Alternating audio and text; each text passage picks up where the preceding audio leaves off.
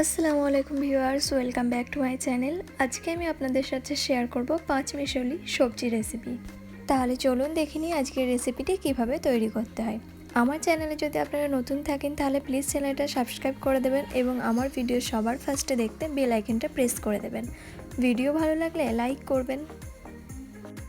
এখানে আমরা প্রথমে সবজিগুলো দেখে নিই। এখানে আমি নিয়েছি ফুলকপি, আর নিয়েছি ক্যাপসিকাম, নিয়েছি একটা মিডিয়াম সাইজের, গাজর নিয়েছি একটা, মটরশুঁটি নিয়েছি অল্প, আর নিয়েছি পেঁয়াজ কলি।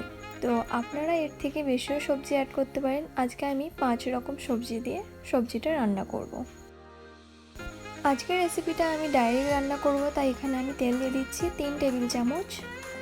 তেলটা ভালো করে গরম হয়ে যাওয়ার পর এখানে আমি দিয়ে দেবো একটা দারুচিনি, একটা এলাচ আর একটা লং। এটা একটু ফোড়ন তুলে নেব এবং এখানে আমি দিয়ে দেবো একটা শুকনো লঙ্কা 2 টুকরো করে, আর এখানে দিয়ে দেব 1 চা চামচ গোটা জিরা। এবার এটা একটু ফোড়ন তুলে নেব। এবার আমি এখানে দিয়ে দেবো একটা বড় সাইজের পেঁয়াজ কুচি। এখানে আমি পেঁয়াজটা ছোট ছোট করে কেটে নিয়েছি। এবার এটা তেলের সাথে ভালো করে মিশিয়ে নেব। পেঁয়াজটা একটু ভাজার পর আমি এখানে দিয়ে দেবো 1 টেবিল চামচ আদা রসুন বাটা। এবার এই আদা রসুনটা পেঁয়াজের সাথে ভালো করে মিশিয়ে নেব এবং এটা গন্ধ যাওয়া পর্যন্ত এটাকে ভালো করে কষিয়ে নেব। ভালো করে কষানোর পর এবার আমি এখানে টমেটো দিয়ে দিচ্ছি একটা, ছোট ছোট করে কেটে নিয়েছি টমেটোটা। এটা ভালো করে মিশিয়ে নিচ্ছি।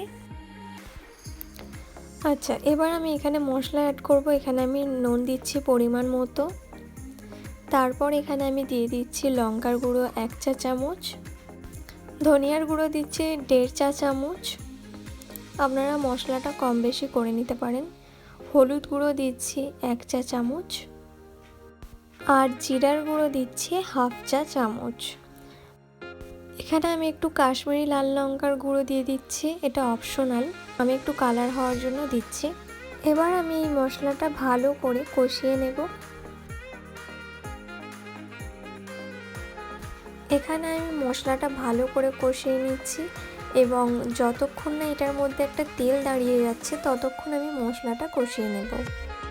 দেখুন মশলার উপরে কত সুন্দর একটা তেল দাঁড়িয়ে গেছে। তো এখন আমার মশলাটা ভালো করে কষানো হয়ে গেছে। এখন আমি এখানে গাজরটা আগে দিয়ে দিচ্ছি এবং গাজরটা ভালো করে কষিয়ে নিচ্ছি।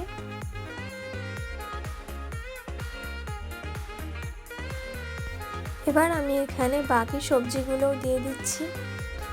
সবজিগুলো এখন আমি ভালো করে মশলার সাথে কষিয়ে নেব।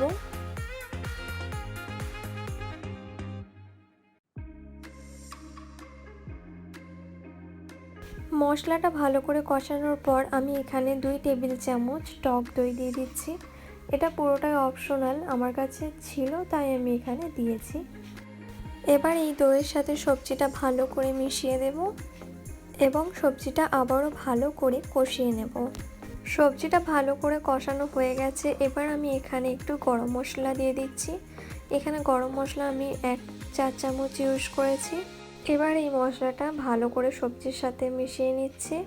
আচ্ছা, এখানে বলে রাখি গরম মশলাটা আমি কষিয়ে নেবার পর লাস্টে দিয়েছি, তো এটা চাইলে আপনারা প্রথমেও দিতে পারেন যখন মশলাগুলো অ্যাড করছিলেন। এই সবজিটা আমি অল্প অল্প পানি দিয়ে ভালো করে কষিয়ে নিচ্ছি।